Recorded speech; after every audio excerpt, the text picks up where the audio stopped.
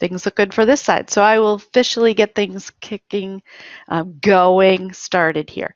So welcome to the Quality Online Course Design Series, Promoting Learning with Technology. This particular workshop aligns with Quality Matters Standard number 6. So for those of you that have been following along, you'll know how that relates to Quality Matters, and we will tie this all back to Quality Matters in the final few slides. So let's go ahead. Oh, just a shout out to me, I guess. In this picture that I created, that is actually my son pretending to take a course with Jason Rohde. But he's actually, he was a senior, I think, in high school at the time, and now he's a junior in college. So this slide is a few years old. So my name is Tracy Miller, and I'm the Online Teaching Coordinator here in Faculty Development Instructional Design Center at Northern Illinois University. I think we will have at least one person from outside of NIU here today. I don't see them on the list quite yet, so I hope they can join us. But we're always happy to have more colleagues from higher education in general. So if you'd like, hello, Catherine. Glad you found the text chat area. If you are a Twitter fan, if you'd like to tweet, feel free to use our hashtag today, QOCTech, T-E-C-H, and I will try to monitor that hashtag if any questions come through that avenue. If not, add something to the text chat area to remind me to look, because we'll be kind of looking at dual screens all at the same time. Appreciate the shout out for that. Okay, so my workshop objectives for today is you will be able to really select technology that aligns with your learning objectives, but also supports the achievement of your learning objectives. We're also going to talk about how technology can promote active learning. So that goes outside of our learning objectives a little bit, but sometimes that's what we do. We use technology to really engage our students in some way. And then I also want you to be able to verify that the technology that you select is obtainable, suitable for your students, and current, so that you're not giving them some sort of maybe broken link or outdated technology. So those are some of the things that we're going to talk about this afternoon. I see Ismail just joined us, so welcome. I'm marking everyone's attendance as they come in. And I want to make sure I keep up with my text chats. One of the fabulous things about using lots of technology is you really have to be comfortable every time you sort of introduce something into your learning environment. So just to kind of kick things off, what are we going to talk about today? First of all, as an introduction, I want to throw this out to the group. What do you consider when you're choosing a new technology to use in your course? You have 3 options. You can tweet about it using our hashtag. You can post your suggestions in the text chat area, or you can go ahead and raise your hand and use your microphone to tell us about it. Choose your technology to answer this technology question.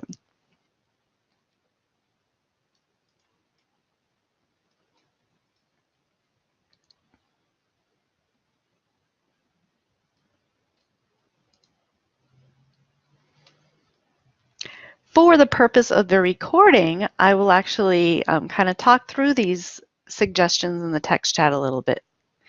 Jan said, usually my choice is based on what I feel comfortable using. Good. Bill says, cost, ease of use, and relevance. A lot of things packed into the air. Ease of use for students. Absolutely. And Mandy said how the technology will enhance the learner's experience. Does it do something we can't accomplish face-to-face? Excellent example there, Mandy.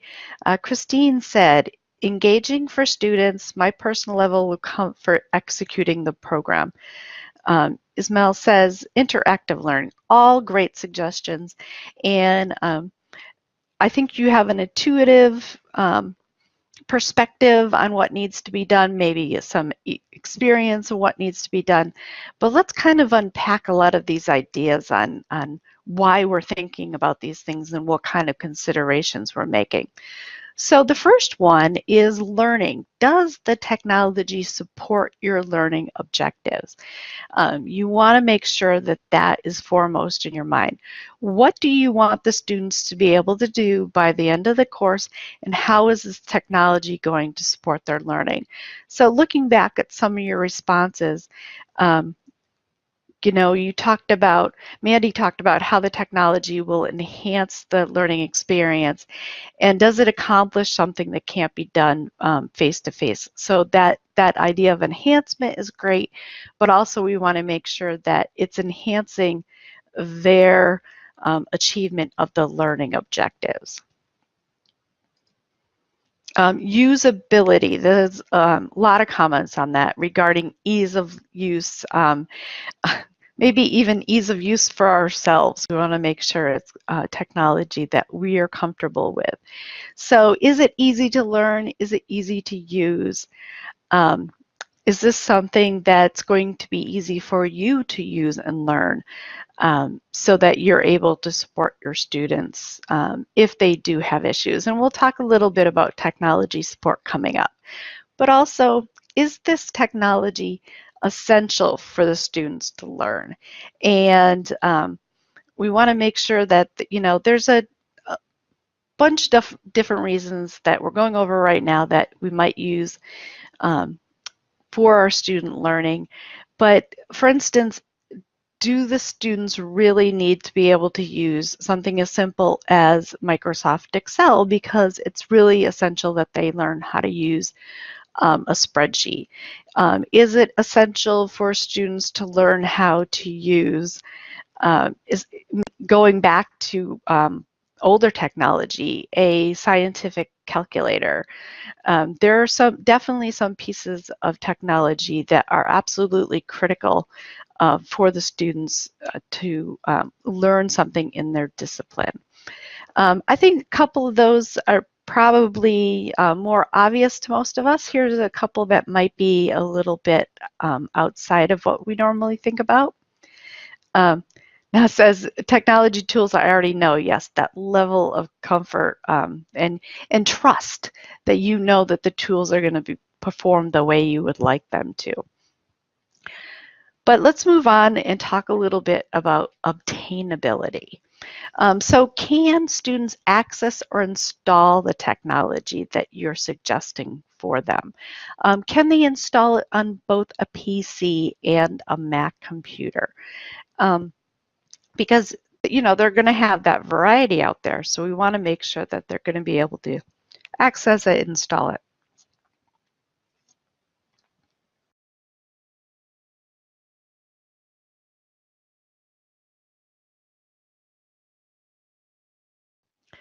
Okay, another benefit of technology is that when I have a throat tickle and I don't want to cough in your faces, I turn off my microphone and camera. But I think I'm much better, thank you. So can the students access or install the technology? Where do they find it? Can they access it from the course? Have you given them a link of where they need to download it from? Do they download it from one of the Anywhere apps that the Division of IT puts out? How easy is it to install? What are the instructions to install it? Where can they go to get support if they need that in installing it? You really want to make sure that you have an understanding of how they might do that, or point them in the direction of where they can get that support to be able to obtain the technology. Sometimes the technology is not necessarily a software. It might be something like a headset microphone, a webcam, anything like that where the students might need to go out and purchase it. So you want to help them kind of know what they need to purchase, where they can purchase it, and it goes down to the next point. How expensive is the technology? I want to look at Isabel's comment. Um, Learning curve for technology might also be important. Yes, and actually that's a great thing to think about when we're thinking about expense, because um, sometimes the technology is going to be expensive, but it's absolutely necessary in the course. I'm thinking of a computer assisted design, a CAD program that you might use in engineering or architecture. And even though that software might be expensive, it goes back to, is this technology essential for the students to learn? And so you're kind of weighing these considerations. CAD is another one that may be an upward learning curve battle, but again, that battle needs to be fought because it's important for the students. But if the technology is getting in the way of their learning because that learning curve is more difficult and it's not, again, essential for the student, then maybe that's where you're going to back down a little bit. Accessibility. So the technology that you choose, is it accessible for students with disabilities? And the tools that we support at the university level, Blackboard Learn and the Microsoft Office tools, other things like that, have some accessibility built into them. So this is more like for a technology maybe that we choose that's outside of that realm. How accessible is this going to be for our students that have accommodations or different disabilities? We want to look into that and really think about that when we are considering technology in our online course. Some other factors that I think maybe are not as critical, but something that should be in the back of our minds, and that's is there a mobile application that goes along with this? Is there a way that they can get to the technology through their mobile device? And, you know, we know that more and more students are on their mobile devices. I wouldn't necessarily say that a course could be taught exclusively on a mobile device, but we want to think about that because we know that is where students are getting a lot of their information and looking into their courses. I noticed Suzelle just joined us. Welcome. We are just talking about some things we might consider when we are identifying technology that we are going to use in our course. We're also using our text chat area here in Blackboard Collaborate. So if you click on the purple area at the bottom right-hand side of your screen and then the speech bubble, you will see a Say Something box that you could add some text chat to. The text chat usually is empty for you until messages come in after, so you might not see anything yet, but we've had a few comments and questions in there, so feel free to use the text chat area. So getting back to a little bit these other factors to consider. There's mobile, but then there's also your student data. This often is discussed in the news, and we see this pop up in our own media feeds, the own technology that we use. But you want to think about the technology's privacy policy. Usually a quick search on the technology and a privacy policy, you will be able to find the policy. You want to review it and then let the students know what that privacy policy is and consider how that personal data may be used by the technology itself, so that you're not putting the student's privacy in risk at any point in time in your course. As far as technology requirements go, you want to make sure you really specify all of the technology they will need, and you want to let them know up front. I almost think about it like the textbook. You know, you let the students know what textbook they need to get, and in some cases they want to wait for the first couple weeks to see if you're going to use the textbook. But it works the same way for some technology that you're going to use. So once you've had all those considerations worked out in your head and you've made some choices in hardware and software, let your students know what they are.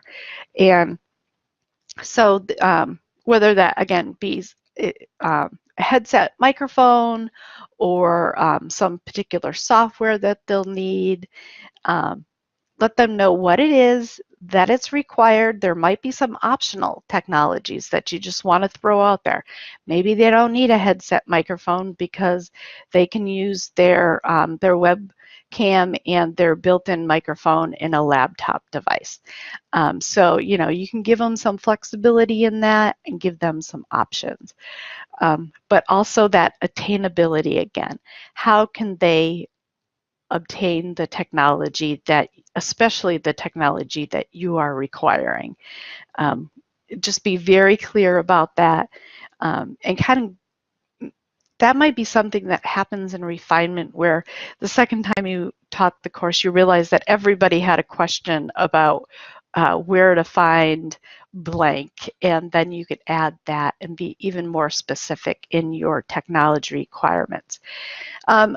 Put that up front somewhere. That could be in course requirements, course information. It definitely could be a part of the syllabus, but it's important to, again, let them know what technology they need and where they can find it. So I'm going to switch gears a little bit. We've talked about our considerations a lot. I'm going to take a moment to see if anyone has any questions about what we just talked about. And then we'll be switching gears to how we're going to use technology to connect with our students.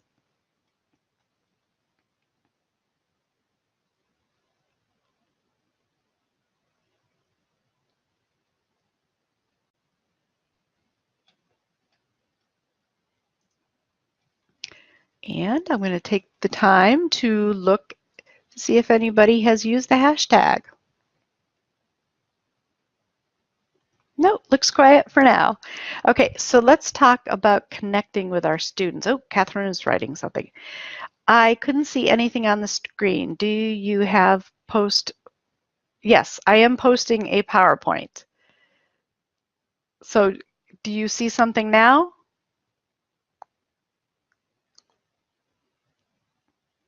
No, you're not opening the PowerPoint. It should just be a big open space.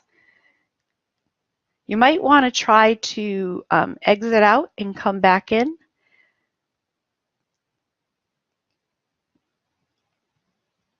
Okay. Everyone else sees the PowerPoint, right? I never think to ask that one. Okay. Awesome. Okay, so another question I have for everyone. Do you make an announcement each week in your course?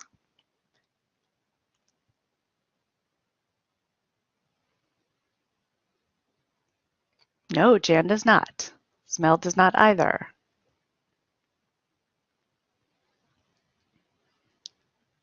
No, okay, so hopefully I can, every couple of weeks, okay. So hopefully I can convince some of you to make more announcements maybe. Mandy says announcements on Blackboard. Depends, most weeks I probably post something. Jan said only if there is something relevant.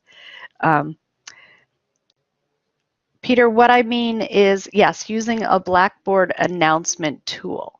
But I would say that a little bit differently, maybe. If you were in a face-to-face course and you met with your students once or twice a week, would there be some announcement that you would make?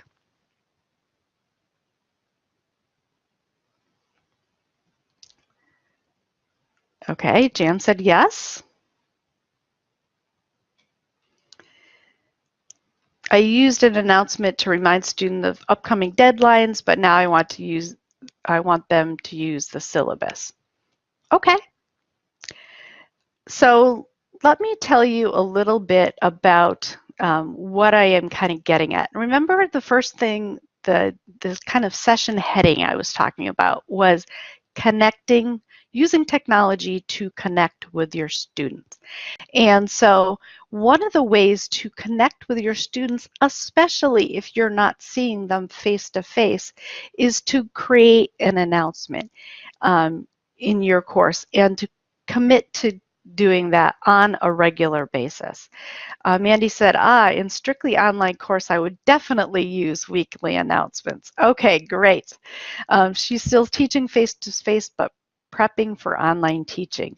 Yes, so the idea is that you're kind of replacing that, the first few things you might say in a face-to-face course, and instead you're creating an announcement for the students that week.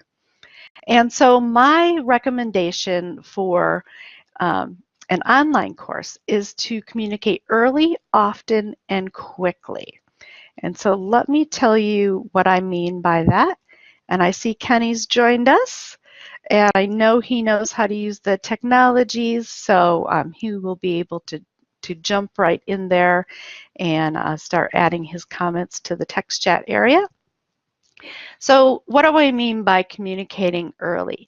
What I'm suggesting is that you could start communicating with your students even before the semester begins, and definitely when it does begin, so that they feel like there is somebody welcoming them to the course and that there's sort of that human being behind an online course.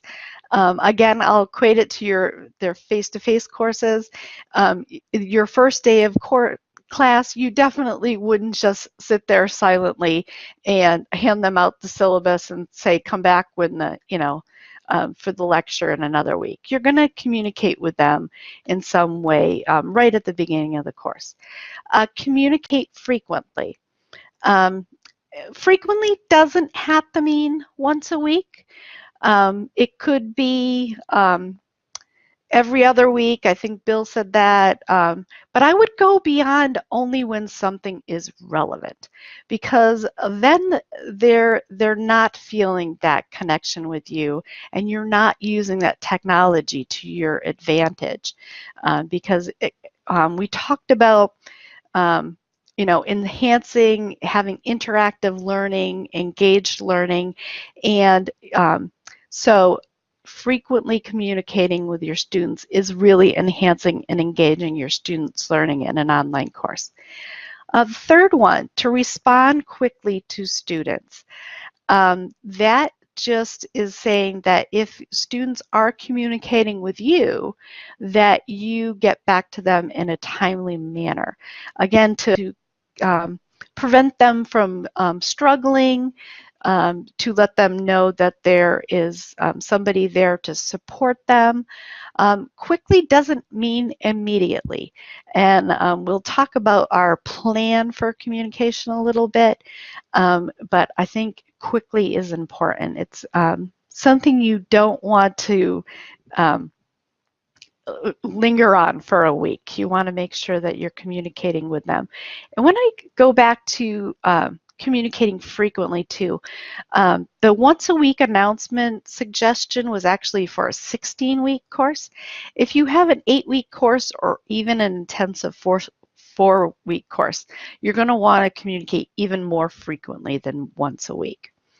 But here's how you can sort of make that plan. Be really intentional about communicating with your students. First of all, plan out those weekly announcements so that you're freed up to create an announcement for maybe that just-in-time or that more relevant announcement.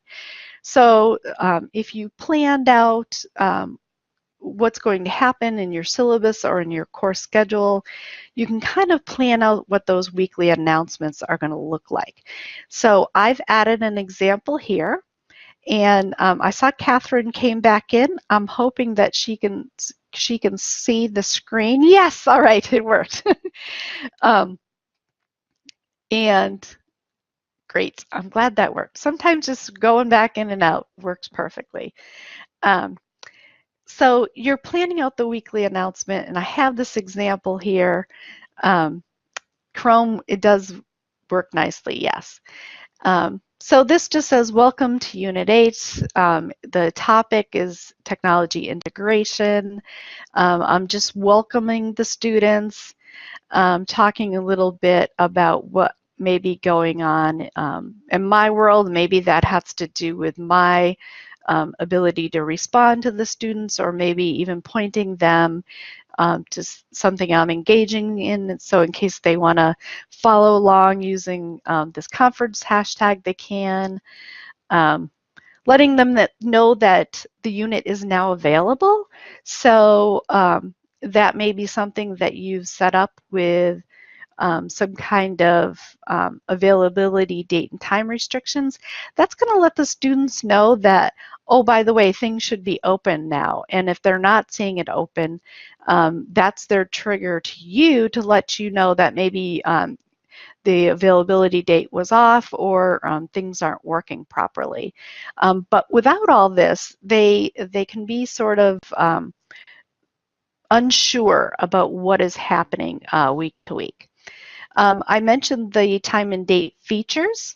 You can use those when you set up an announcement, so you can keep them hidden until the proper time and then allow them to automatically reveal themselves in the course.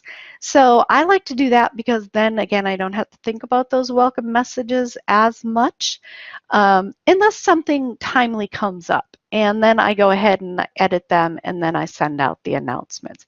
Because there's definitely things that are going to come up going along the way. You don't want to set your announcements up to be completely on autopilot.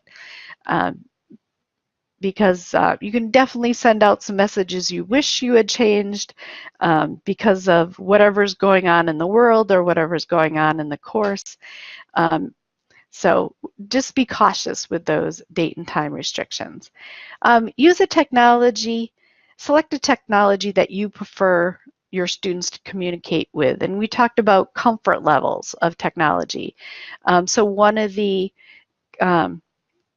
some of that may be, what method are you comfortable with? Would you prefer email? Would you prefer phone? Would you prefer the discussion forum? The technology you mentioned is for online course. Do we talk about technology used in class interaction? Yeah, we're going to talk about different kinds of technology for interaction. And actually, I think that's a really good segue, because we're actually going to talk about some ways that our students can interact with each other in an online course. So one of the things, it gets back to this idea of communicating frequently, because you want to have a strong online presence. And we do a whole workshop just on online presence. So I'm not going to go over this too much, but it's really important that the students don't feel like the course is on autopilot, that it's somehow really robotic, and there's not that person, that teacher, that coach, that guide that's helping them through the experience, the online course. And that's going to be through you having a strong online presence. So you definitely want to be at some level of friendly and professional.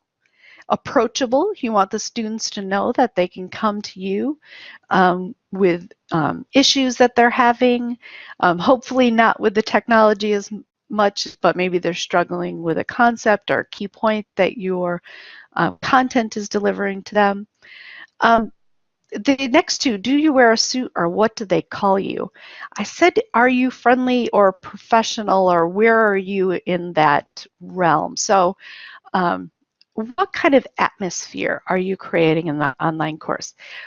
Is this does it need to be formal and structured? Maybe it's a business management course, and you do want to have that perception that you need to wear a suit, or maybe it's a little bit more, um, you know, informal. That's your style of teaching.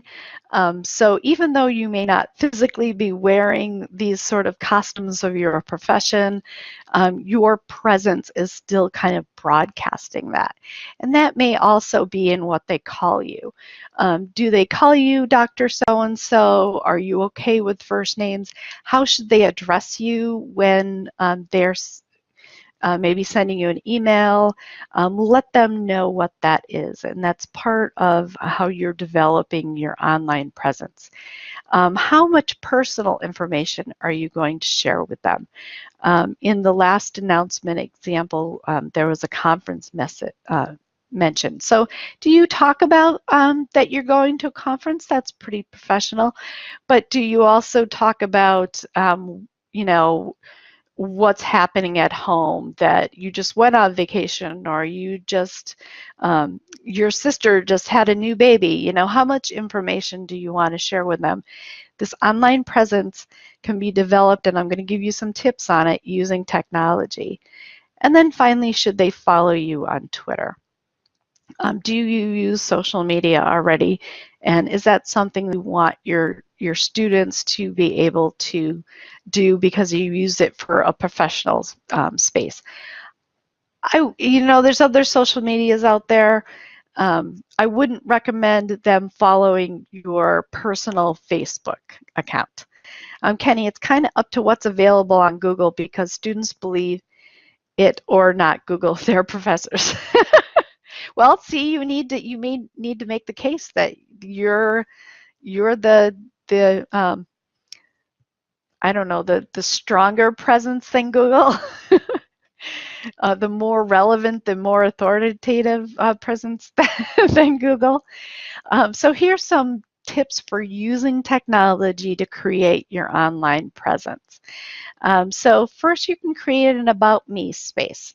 It's very common for us to add instructor information page. It might be in the course information. It may be in the course information of your Blackboard course, even with your face-to-face course. But giving that area to kind of introduce yourself to the students in those ways we talked about. How professional, how casual, what should they call you? That might all be in this About Me space. Use videos or pictures if you have the opportunity. Again, you're putting a face to the person that is guiding these students through this experience. And sometimes a picture says 1,000 words, and sometimes a video demonstrates exactly what you're trying to get across to them. So remember, going back to the what can the technology do that you can't do in your face-to-face course? A video or pictures may be just the ticket, like recording the workshop this afternoon. You don't have to remember everything that I said, because you will have the recording and you can go back and review it at a later time. Becoming more professional and having a presence in your course, if you have a blog space of your own, you can link your students to it, or you have a favorite blog or website or something that's specific to your discipline. That's something that you can provide your students, because they're going to know something that you find relevant and interesting in the course, and they're going to have access to it. The next one, be a husky.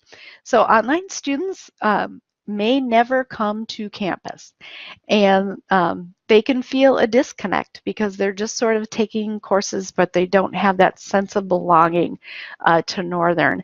And so if you sort of embrace that, then try that out. So what I've done here, actually, I've combined a couple things where it says welcome to module 6. I did my announcement, my welcome to uh, module 6. I did a video, so I used that technology, but I was also at an NIU football game. And so I just briefly talked about how I was at the football game supporting the team. So that was also me really trying to be a Husky and giving that student that sense of belonging to the university. Having an email strategy, that ties into how did they address you. They should address their emails the way you would prefer, when you would prefer, but also do you want them to add the course name into the subject line? If we're teaching multiple courses, then those subject lines can be very important in helping us manage our emails that come in. So think about your strategy a little bit and let your students know what it is. Okay, so this goes back to what Catherine's saying about class interaction. So how can our students connect with each other? So I'm going to move on, but share any ideas about how your students connect with each other right now, whether it's in an online course or a face-to-face course, or maybe how you suspect they are interacting with each other on multiple levels. I'm going to give my first answer. It's revealed already. Students are connecting with each other. Kenny mentioned it. We're competing with Google. So we want to think about that's a space that students really live in. So there's a couple things. Students are big into a variety of social media. I actually upped this graphic from the last time I did this session because there's so many more options there. The last one I had, I think, was 2011, and this has been updated to 2016. It's probably even gone beyond then in 2018. So a couple things. Use social media if you're comfortable with it, but don't use something that you're not comfortable with, because students are still going to use their tools for different things, and they're not necessarily going to use their social pages for academic reasons as much. But just think about it a little bit. So Jan says online primarily through discussion boards. Mandy said our online students complete partner chats like a recorded Skype call and can use the text chat feature in online platform where they complete homework activities. Yeah, so they're interacting with a lot of online tools. So I'm going to move on from there because I think you folks have already sort of gone there. So here's just some ideas if you did want to use some types of social media in your course. Kenny said also students use online sites like Courseicle to choose which professor to take an online course. Very insightful, Kenny. Yes, they it's kind of out there. They are sharing information with each other right down to which kind of professors that they enjoy working with or maybe learn the most from. So they are definitely connecting with each other in ways that we don't even know about. So here are some communication tools that you can use with your students. And one is to connect with them through either Blackboard Collaborate Ultra like we're using today. I think we've already talked about maybe using Skype or Google Hangouts. These are some examples I have up on the screen here. Students can use the Skype Google Hangouts is the one over here. They can brainstorm ideas. They can talk about group projects. They can just complain about their professors. That could be what they're doing on those pages you don't necessarily know about. Jan loves Remind. I'm glad. Remind is actually a good tool for us. What this does, it will allow you to send out text messages to your students, but you're not sharing personal phone numbers, which both us and our students might have issues with. So you basically just both opt into a course remind area and you can send out text messages. So if you know your students are connecting more with text messages, they've moved on from email, Facebook is for their parents, this might be a way to connect with them, again, without giving them too much of that personal information.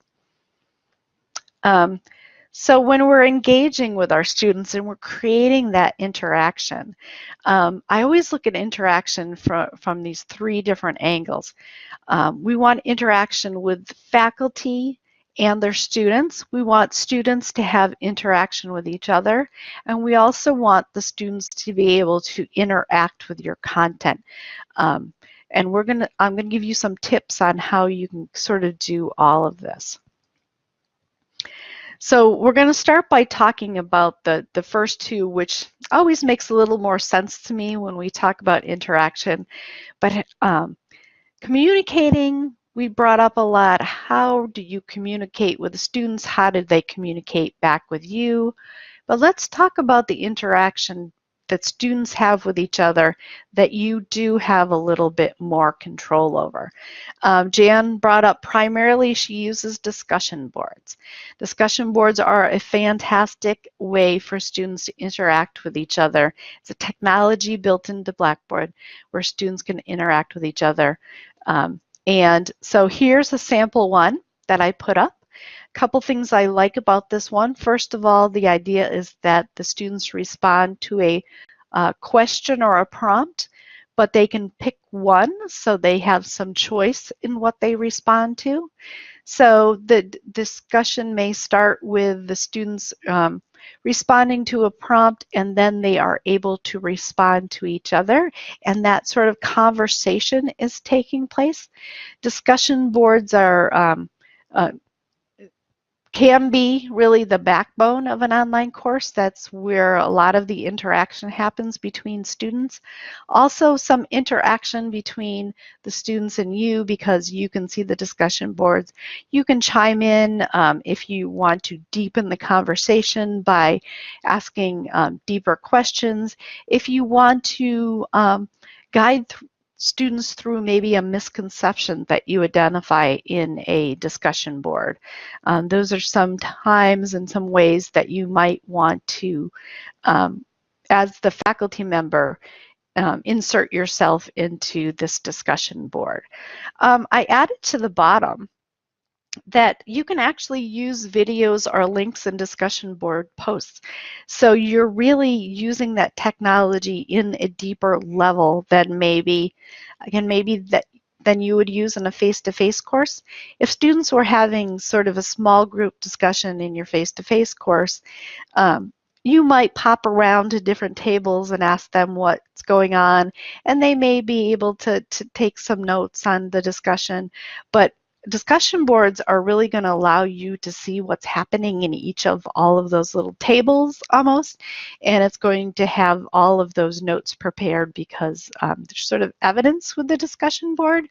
But another enhancement is that students can add videos. Maybe it's a video that is of some content that they're trying to hone in on their point they're making. Maybe it's a video of themselves because they're much more comfortable sort of free-flowing, articulating their ideas than doing just straight text. And again, maybe there's a link to where they found research that's kind of building up their evidence for whatever they're doing into a discussion board. So discussion board's really good for interaction, and using this technology just brings everything up a level. Some ways that students can interact with the content is to give them a place and a time to be able to reflect on the content that they're getting in the online course. And so I'm going to give you some ideas how you can do that. Using a blog or a journal. These are tools that are in Blackboard, so it's not something you have to run out and find. It's already a tool that you have available to you. But this gives the students a place to reflect on the content that they were just reviewing, or content that you had just delivered, and giving them a space to be able to kind of unpack it for you, and you to be able to see what's going on in their heads a little bit. I didn't add the video or link to this page, but students could do the same. They could send you a reflection journal log and use a video if they'd like. So that might be a really great way for them to enhance their experience and maybe connect with that content a little bit more. Some other recommendations I would have for connecting and students interacting with the content is to incorporate some low stakes or non-graded assessments. If that's a practice quiz, if that's some other activity that they need to do a draft of something and they want to put it on the blog post, have the other students give them some comments and feedback in. That's a good way to help them really understand the content a little bit better, and the idea that the technology will allow them to do this can really be helpful to them. I have a technology that I'd like to share. It's called Answergarden, and this is a technology that I think is just a really good example of technology enhancing interaction in the course and not hindering it. It's a really simple technology to use. Here's the website. I'm also going to put it into the text chat area. If you have a QR reader, possibly on your cell phone, you can also access it by using your QR reader to the QR code over on the side here. But basically, the question I want you to answer is, what technology can you not live without? Once you follow this link, just type in your answer, and you'll be able to see our answers kind of grow in this answer cloud in front of us. So if you'd like to try that out, I'm going to refresh my screen to see if this technology cloud grows at all. But what I love about Answergarden is it has one thing, just does one thing, but it does it really well. And it's usually easy for students to learn. If you are having a session like this in your course, whether it be synchronous or asynchronous, you could use this tool.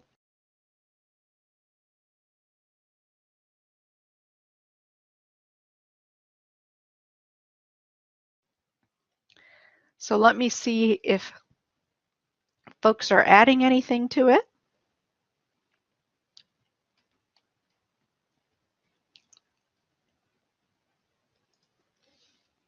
It's hard to tell right yet. I keep refreshing my screen, but if anyone would like to try it, feel free. But the idea is that did not, that's not something that's going to have a large learning curve, which I think Isabel said. You said asynchronous spelling. Can you input this and let the students add it over a longer period of time? The Answergarden, yes, you can. So if you did want to add it, maybe even create the question prompt and sort of the Answergarden space, and you wanted to add it into an announcement or a weekly item or something like that, you could see it sort of grow over time. Some of the answers that are already in there are actually from older iterations of doing this workshop. And I'm seeing some interesting things pop up. Plumbing for water, I don't know if that was earlier or not. So for technology in assessments, we just talked about low stake non-graded assessments, but what about those graded assessments? Here are some features, some tools that are in Blackboard that you can use, and you can use them for so many different types of assessments. Over here on this side, I think of Blackboard quizzes maybe being a little bit more informal, formative, where exams might be more summative and higher stake exams might be used in the course. In a blog, do you want the blogs to be perhaps a group environment, that a group of students are going to pull together a blog